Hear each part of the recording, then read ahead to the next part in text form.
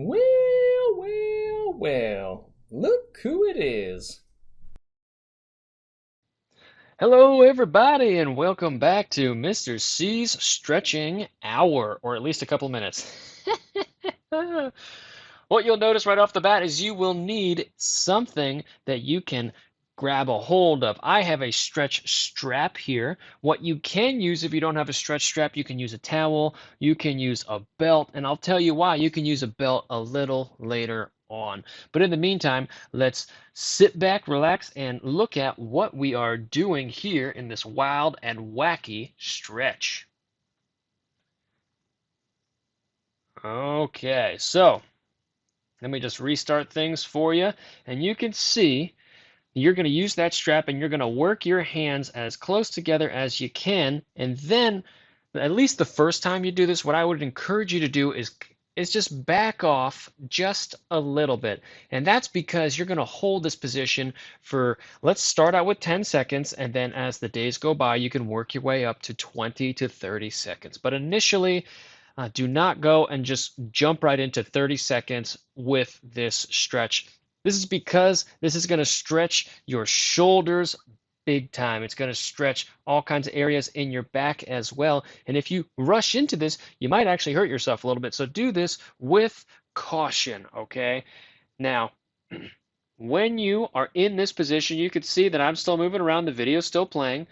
You need to breathe, breathe, breathe, breathe. And let me pause it right here. You can see that my elbow is flared out to the side. Eventually, I am going to want to work up to a point where I have my elbow right next to my ear. I have a big gap right now. That means that I have a major imbalance in this shoulder. I have major limitations here that I need to work on. And this is really good for me. And when you guys do this, you might want to think about recording yourself and looking at where your shoulders are, your elbows, how far apart your hands are. And this kind of brings me back to that belt comment I talked about earlier. If you do use a belt, you can use the notches on the belt. How far apart are your hands with those notches? And since it's super easy to tell, you can just count the notches, or if you have a video, you can just look at the video and see how many notches you are apart. And as the weeks go by,